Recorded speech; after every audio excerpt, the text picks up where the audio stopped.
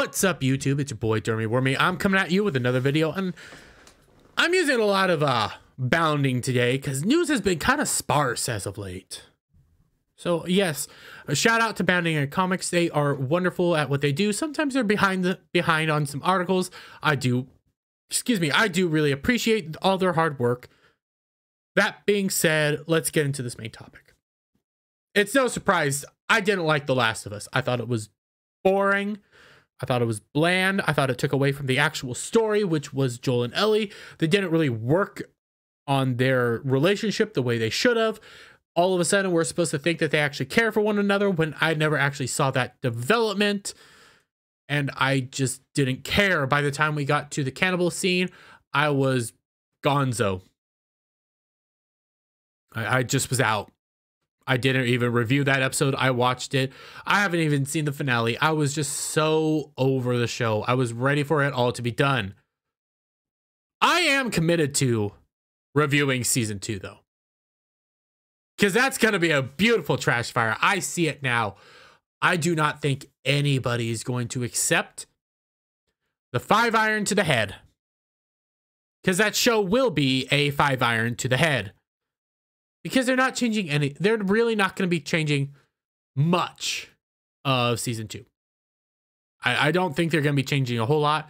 When you take a look at the Left Behind episode, yes, they changed some things here or there, but relatively it stayed very close to the DLC. Wonder why that is? Well, that was because Neil Druckman worked very hard on making that very accurate to the show, to the DLC. Why is that? Because Neil Druckman created the DLC primarily all by himself. You know, you had a person here or there, but that was one of his babies. Season 2 is all about Last of Us Part 2, maybe part of Last of Us Part 2. But that is another one of Neil Druckman's babies. A project that he cared so much about that he went around trying to nuke people's channels for talking about leaks, for talking about it all. He was DMCA claiming almost in all of Geeks and Gamers. He almost destroyed channels left, right, and center because he's a petty little punk. The game failed. You can't say, oh, a few people didn't buy it, a small minority. The game failed epically. They hid sales numbers. They wiped people, they threw it out the window, they treated the audience like crap, they killed off Joel, nobody cared about it.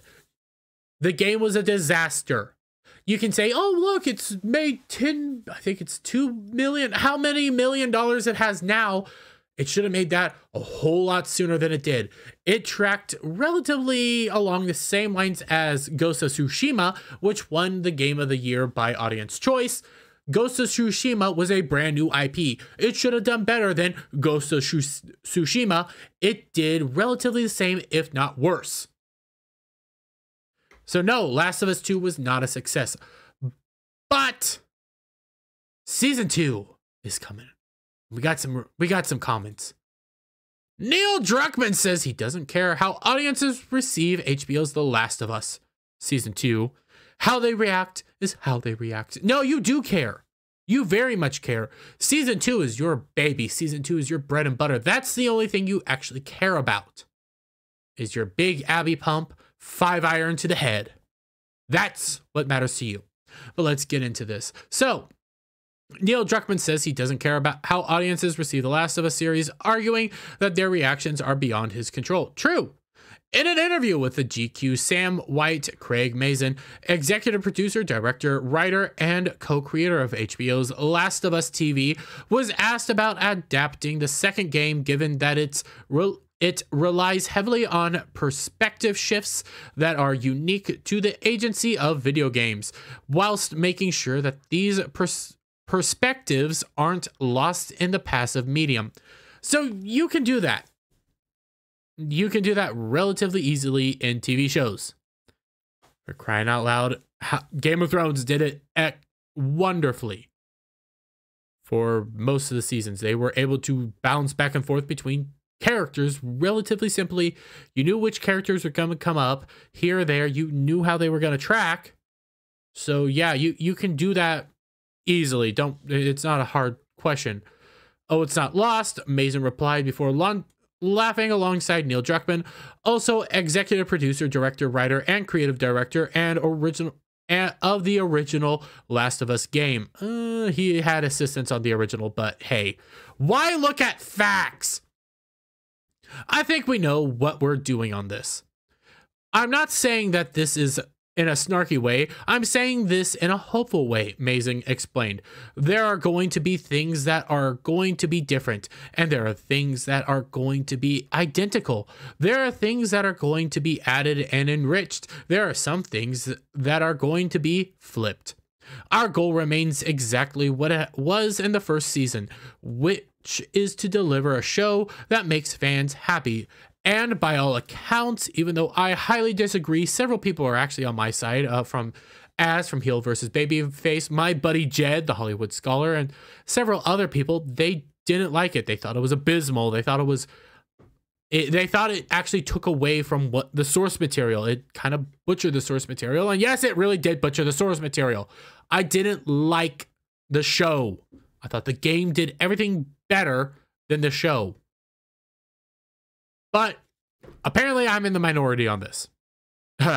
Season 2 is probably going to change that, though. That's going to be beautiful. 5 iron to the head, everybody. Our goal, happy. We've got an incredible returning cast. Oh, a handful of characters. And Joel, well, I have a prediction. I predict Joel will either be killed at the end of episode 2 or or at some part in episode 3. That is my prediction. I believe episode 1 is going to be catching up with everybody, or it's either going to jump right into Abby. You can do this very simply, but yeah, Pedro's gonzo. We know this. We know what's going to come. We know the 5 iron's on its way. 4. It's a daunting task, but Jesus, so was the first season. You can't make everyone happy, but we've made a lot of people happy, and that's our intention to do it again. I don't think a lot of people are going to be extremely happy with what's coming. What's coming is a disaster. What's coming is not going to be good. I am so shocked. This prompted White to ask, do you think a TV audience will react in a similar way to where the story goes, justifiably or not? A minor portion of the gaming community reacted incredibly negative to the direction of part 2. No, a very large chunk of the gaming community acted very negative to what happened, because what happened was very simple. They tricked you with the marketing. They lied to you in the marketing. They said it was going to be another Joel and Abby adventure. They continued that marketing. Guess what? It wasn't. They lied to you. They killed Joel off in the first few hours. Maybe the first hour of the game. Like right away, they kill him off. 5 iron to the head because he was stupid and let random people, Big Abby Pump, who was their leader, know exactly where their base was, know exactly what they needed to do, and she comes right in and 4 straight to his head. I guess to go back to the earlier Todd Phillips quote from Craig, which is like, I don't care. How they react is how they react. That is completely outside of our control. Druckman flippantly replied, so how do we make the best TV show version of the story? That's the problem that we wrestle with every day. Druckman seems to be referring to Mason's paraphrasing Philip quotes. Not every movie has to serve as every audience member needs for completion. Returning to the interview, Mason followed up, to the extent the storylines move people to rage, confusion, or disappointment, or anger, well, that, I suppose, is preferable to the worst possible outcome, which is indifference. There's been a lot written about the 3rd episode of the season, and it's an episode we're very proud of, and it moved a lot of people. It moved only a hand. It moved Mahler. Love you, Mahler. I love Mahler to death, but God, no, you're wrong on this one. The third episode took away from the story. It took away from everything. It did not coincide and show what was going to happen to everything. Oh, it didn't pay homage or do anything like that. No, it took away from the overall story. The overall story of The Last of Us was supposed to be all about Joel and Ellie's development, their connection to each other. Episode 3 radically takes away from that and becomes basically pointless. Nothing in the episode actually mattered. You could argue, oh, well, the beginning gives a lot of context to the world, and then you go for a 45-minute episode that ultimately pointless, characters die, and then, hey, they get a car and a gun. Okay. Cool. Yeah, where was any connection to these guys? Oh, doesn't really exist.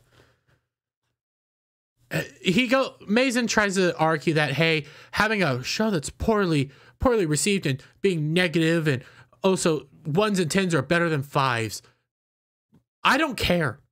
I think the show's god-awful. I think it's going to be god-awful. I think next season is really going to rile up Neil Druckman because he cared about The Last of Us Part 2 so much. He did care about the negative reviews. He did care about people's reactions. He went on and assisted in striking down channels and going after people. He will care about what happens next season. It is a guarantee. But let me get you guys' thoughts down in the comments below. If you like this video, give it a thumbs up. Share it out with your friends. Hit that subscribe button and hit that notification bell for every time I put out a new video and go live, guys. I am roughly 190 some subs, maybe almost 180 subs away from the 1,000 mark. So if you could, please click it and let's get there. And I'll see you guys on the next one. Bye for now.